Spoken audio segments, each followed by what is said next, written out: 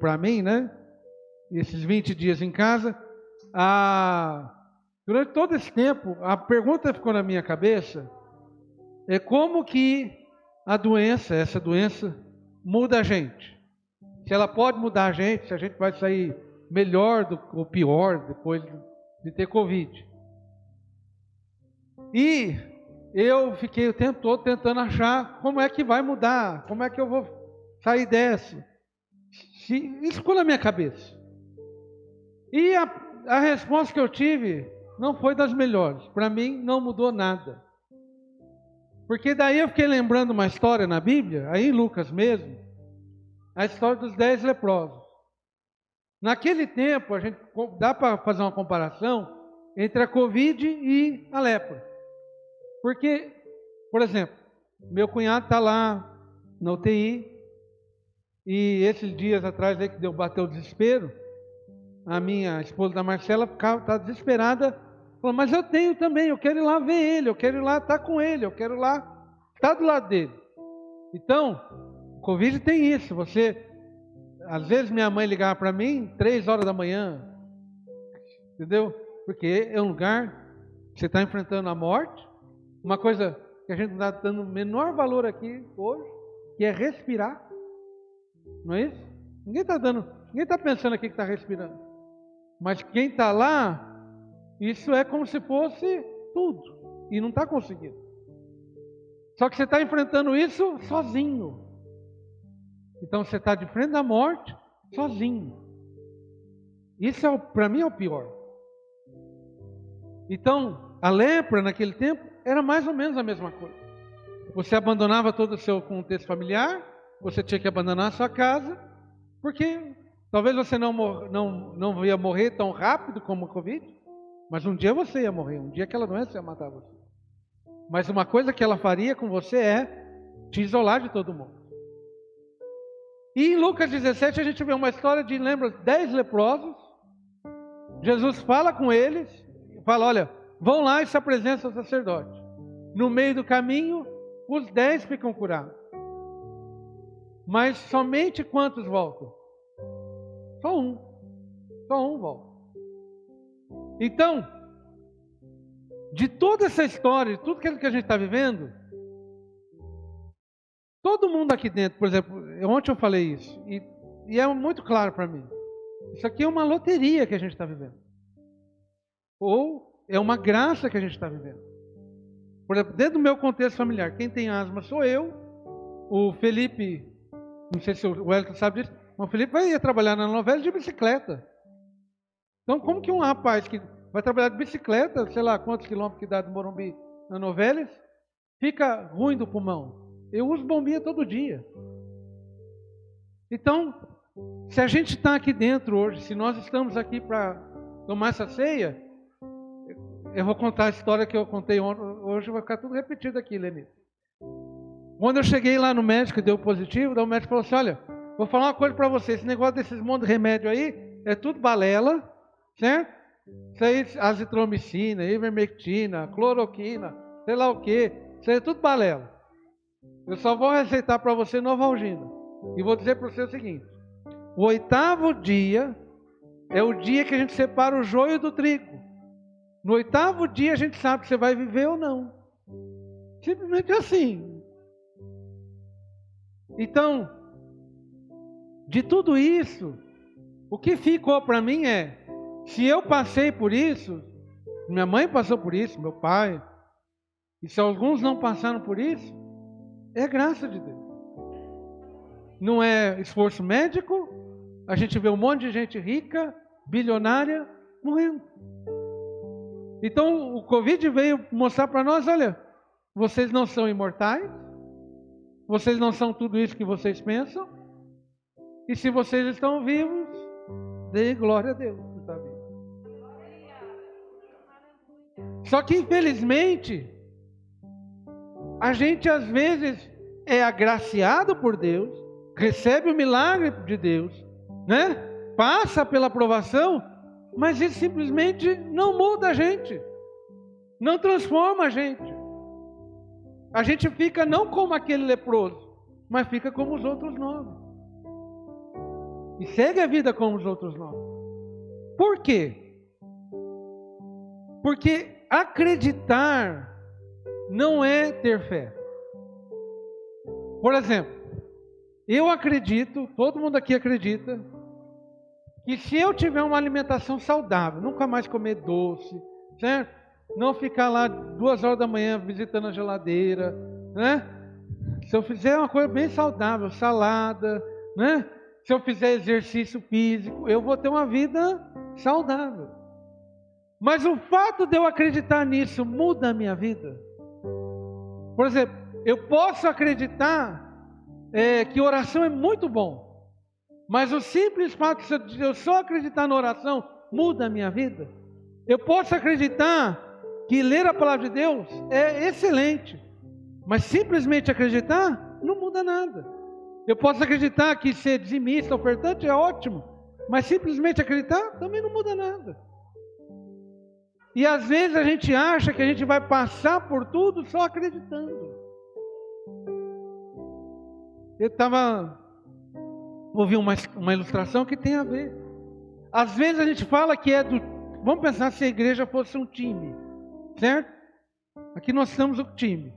Então a gente fala que é da igreja, que a gente é do time, mas a gente nunca entra dentro do jogo. Por que a gente nunca entra no jogo? Porque talvez a gente nunca vá nos treinos. Talvez quando a gente vá nos treinos, por exemplo, quando a gente vai para aprender a palavra de Deus, vai no curso de ensino, a gente está distraído, a gente está no celular, a gente está no zap, a gente está pensando não sei o que, não sei o que. Ou se a gente está lá, a gente está inseguro. Então o tempo todo a gente não sabe bem o que fazer, não sabe bem como resolver. Então a gente fica ouvindo opinião de tudo que é coisa. Às vezes hoje em dia deve ser comum isso. A gente ouve uma coisa na igreja, daí chega em casa, já vai no Google, não, isso aí está errado, não, esse negócio de... Não é assim. Então o tempo todo, sabe? Qual a opinião que vamos seguir? Ou, pior do que o inseguro, tão ruim quanto o seguro, a gente acha que sabe de tudo. Então se alguém está falando aqui, a gente já começa, alguém está pregando, você já começa a bater boca dentro de você mesmo. Isso aí está errado, isso aí está errado, isso aí está errado. Ou se não, também não é bom. Alguém está falando, você, não, isso aí está certo, mas você nunca se compromete totalmente. Você nunca se entrega totalmente. Você até concorda, é o que eu estou falando. Você até acredita, mas na hora de realmente se comprometer, não vai. Tem uma corda. Você não dá 100%. E exatamente esse é o ponto que eu quero chegar aqui hoje. Fé não é só acreditar. Fé é você colocar totalmente sua confiança. O Ronaldo foi feliz. É fidelidade. Por exemplo, Jesus vai dizer aqui em Lucas 14: se alguém vier a mim e não aborrecer seu pai, sua mãe, mulher, filhos, irmãos, irmãs, e ainda até a sua própria vida, o que ele pode ser? Ele não pode ser. Ele não pode ser discípulo. O que Jesus está querendo dizer assim: qual é a prioridade da sua vida? O que move o seu coração? Hoje em dia a prioridade de muita gente, e eu não vou negar para vocês, é sobreviver. Mas a palavra de Deus vai insistir nisso. Nós não fomos chamados só para sobreviver. Paulo lá para Coríntios falou assim: vocês esqueceram que a carne e o sangue não podem herdar no reino de Deus? Vocês esqueceram que há uma ressurreição para nós? Vocês se esqueceram que nesse mundo é doença, é males, é tragédias, mas vocês estão garantidos por quê? Porque Jesus venceu esse mundo, Jesus ressuscitou, e como Ele ressuscitou, vocês também ressuscitarão. Então, às vezes, a gente quer preservar um corpo de carne e sangue, sendo que não é esse o corpo que vai entrar no céu. O corpo que vai entrar no céu é o glorificado, é aquele dado por próprio Deus. Então, às vezes, a gente está lutando, o que Jesus está querendo dizer assim, o passageiro, entenderam? Quer dizer, aquilo que é efêmero, aquilo que é circunstancial, virou tudo da nossa vida. E o amor de verdade a gente jogou fora. O amor de Jesus, aqui é o ponto. O amor de Jesus por nós, comparado ao amor do nosso pai, ao amor da nossa mãe, ao amor dos nossos irmãos, dos nossos filhos. Eu li ontem, é como se fosse uma vela comparada à beleza do sol, à luz do sol. É somente quando o amor do nosso Jesus vira tudo na nossa vida é que a gente pode ser o seu discípulo. Você não consegue amar sua mãe, seu pai, seus filhos, seus irmãos, a si mesmo, direito, enquanto você não amar a Deus sobre tudo. Então ele tem que ser prioridade. Ou ele é prioridade, ou ele não é nada na sua vida. É isso que Jesus está querendo dizer. Então a gente começa aí. Porque às vezes, por exemplo, vamos pensar. Uma vez eu pensei nisso. Onde vem as brigas dentro da igreja? A maior parte das brigas dentro da igreja vem quando eu quero proteger minha família por exemplo, meu filho fez uma coisa errada. Aí eu quero proteger meu filho. Não é assim, pastor Mal? Já dirigiu a congregação, sabe disso. Quero proteger meu filho. Então eu começo a amar mais meu filho, que fez um negócio errado, que merece levar, como fala, que merece passar pela disciplina, mas eu quero proteger ele. Então daí eu começo a brigar com a família X, fulano o outro, porque eu quero proteger ele. Então, a maior parte é quando eu coloco, em vez de colocar Deus em primeiro lugar, eu coloco outras coisas em primeiro lugar. E daí, por que eu não mudo? Porque se eu passo pela pandemia, se eu passo pela doença, preocupado com as circunstâncias vão embora, gente. Se tem uma coisa que o Covid mostrou para nós é que tudo nessa vida é passageiro. Tudo nessa vida é passageiro. Nós somos definitivamente como um vapor. Como um vapor.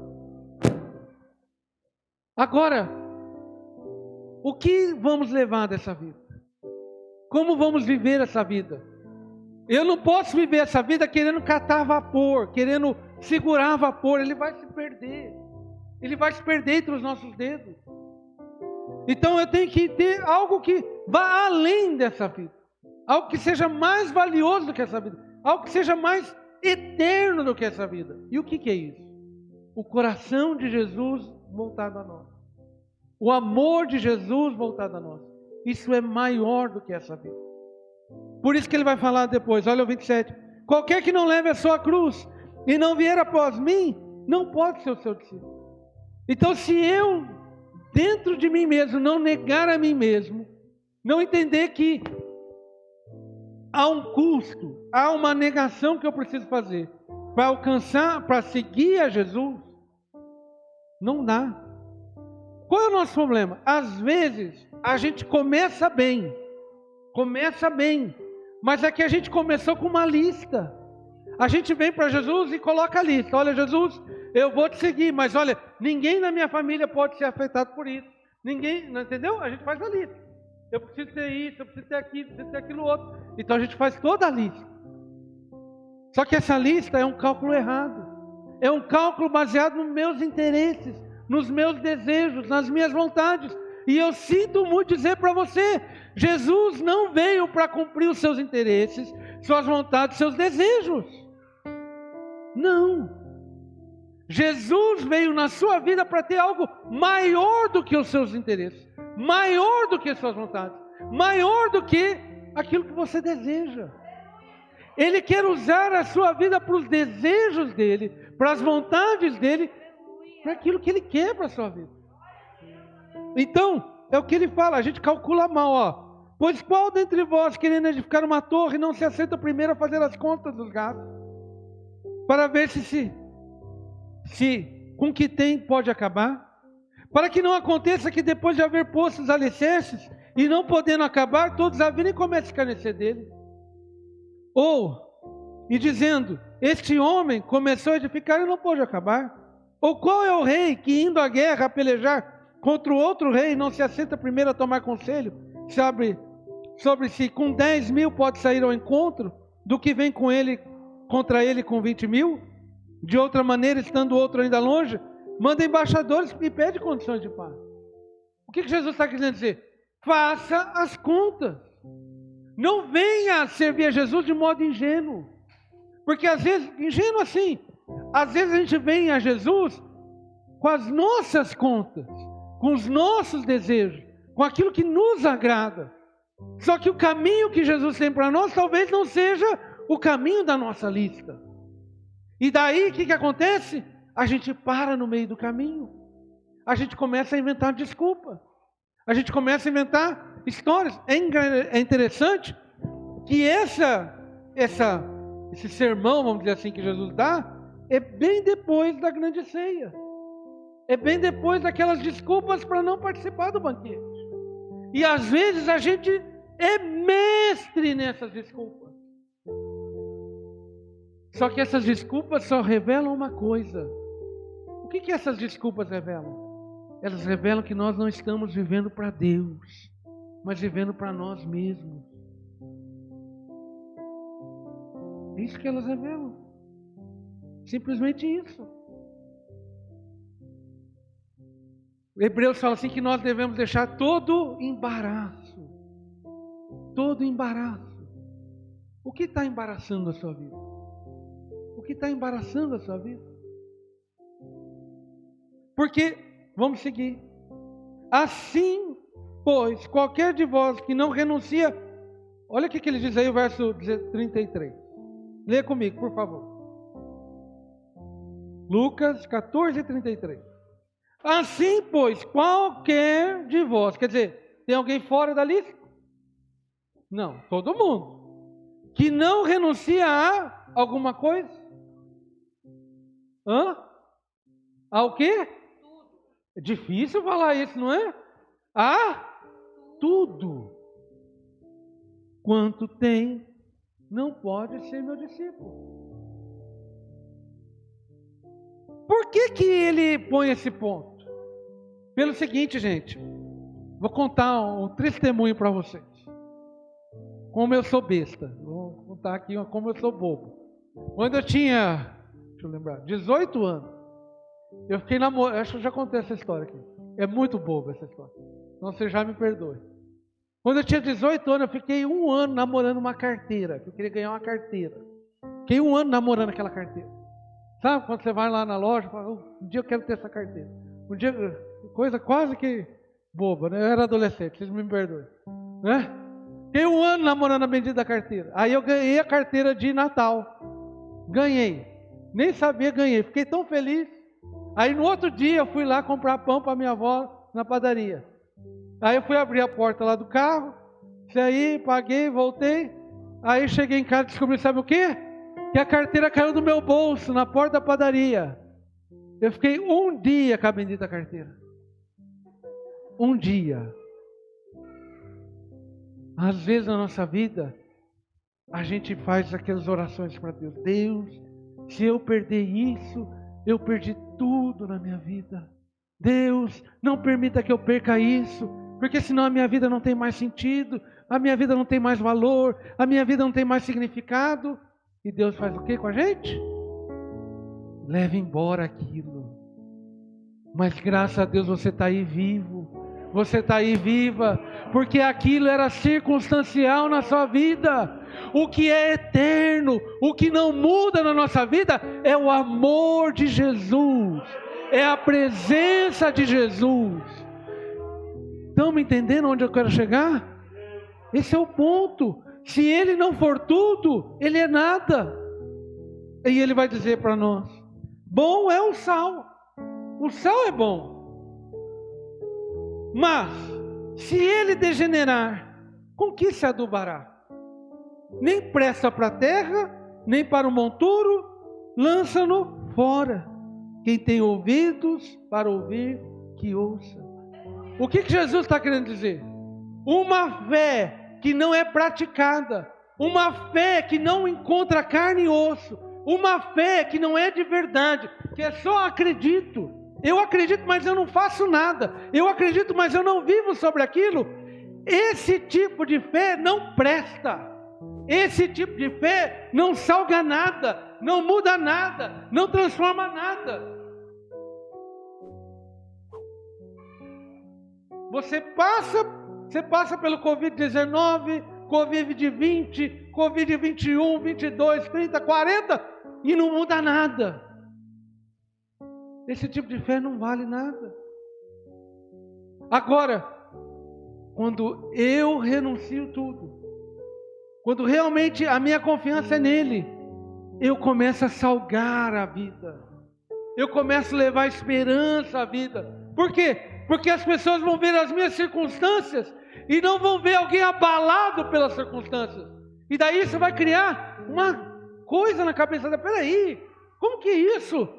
A pessoa está nesse mar de desgraça e ela ainda continua sorrindo. E ela continua tendo temperança. E ela continua tendo mansidão. Por quê? Porque tudo que ela tem jamais pode ser perdido, que é o amor de Jesus. Agora, para encerrar, por que Jesus pode exigir isso da gente? Por que Jesus pode exigir que você renuncie a tudo que você tem para seguir a Ele? Por que Ele pode exigir isso de cada um de nós? Porque Ele fez o cálculo do custo. Ele fez o cálculo do custo. A palavra de Deus diz que antes da criação do mundo, Deus proveu para cada um de nós o cordeiro que ia tirar o pecado do mundo. Deus calculou perfeitamente qual era o custo para livrar a sua vida, qual era o custo para amar a sua vida. E o custo para Ele não foi que nem para nós, é uma parte, não. O custo para Deus foi tudo. Tudo. Tudo. Jesus não chegou lá na cruz e falou assim, prega a direita, não prega a esquerda. Vou dar meia vida, vou dar, sei lá, 2 litros de sangue. Não. Ele se entregou o quê? Totalmente. Totalmente. Completamente. Ele não guardou nada para si. Ele não segurou nada para si. Ele se entregou por completo, por inteiro, 100%. Então, deixa eu fazer uma pergunta para você. Se o meu Deus, se o teu Deus se entregou totalmente, se entregou por inteiro, por que eu fico guardando? Por que eu fico retendo? Por que eu fico guardando o coração em outras coisas que não seja nele? Não faz sentido. Por isso que ele mais vai dizer, aquele que qualquer um de vós que não renunciar ao quê? A tudo. A tudo. Porque ele renunciou a tudo. Aquele que era rico se fez pobre por amor a nós. Porque, vamos lá, João 3,16 diz o quê? Porque Deus amou o mundo de tal maneira que Ele fez o quê? Deu o seu Filho unigênito, para que todo aquele que nele crê não pereça.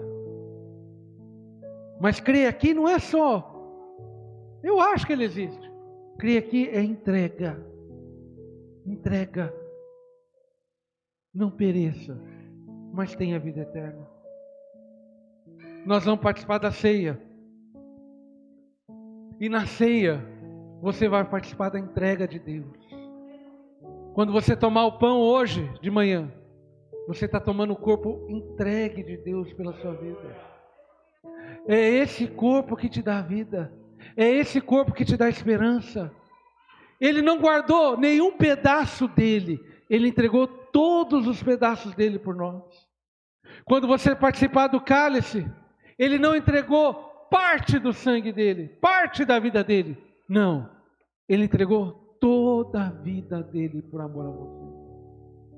Então, meu irmão, só há um modo de eu e você participar dessa ceia. É nos entregando a Ele de todo o nosso coração, de todo o nosso viver, de todo o nosso anseio, todo o nosso desejo. e amar Ele mais do que a minha mãe, mais do que meu pai, mais do que tudo nessa vida. E Ele ser realmente o centro da minha vida. Porque quando Ele for, sabe, vamos lá de novo. Não adianta eu acreditar que Jesus é bom e não provar que Jesus é bom. Não adianta eu acreditar que orar é bom e nunca orar. Não adianta se eu acreditar que... Não. Eu tenho que ter uma fé concreta, real, confiança plena em nosso Deus. Esse é o ponto. Se você vai tomar a ceia, porque você acredita, esse é o corpo que me dá vida. Esse é o sangue que perdoa os meus pecados. A gente não acredita meia boca. A gente acredita completamente. Tenha essa confiança nessa manhã. Tenha essa confiança na sua vida. Porque senão, voltando lá para o meu ponto de começo, a pandemia não vai mudar nada. Você vai passar por essa pandemia e não vai mudar nada. O que muda a nossa vida é o encontro com a pessoa, com o amor de Jesus. E Ele está pronto a mudar a sua vida. Vamos orar? Vamos ficar de pé. Pedir para o pastor Mauro para fazer a leitura da ceia e estará orando com os irmãos.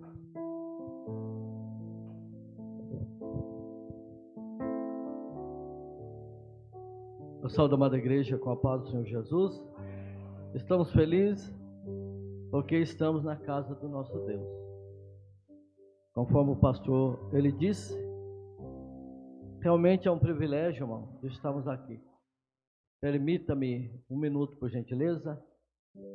Passamos dentro do meu lar 20 dias de muita dificuldade, de falta de saúde.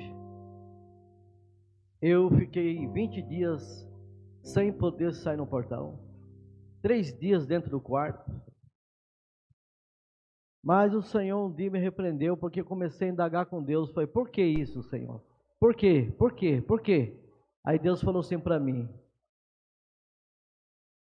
você sabe como se forma os ossos no ventre de uma mãe? Essa foi a palavra que Deus falou comigo. É lógico, não sei.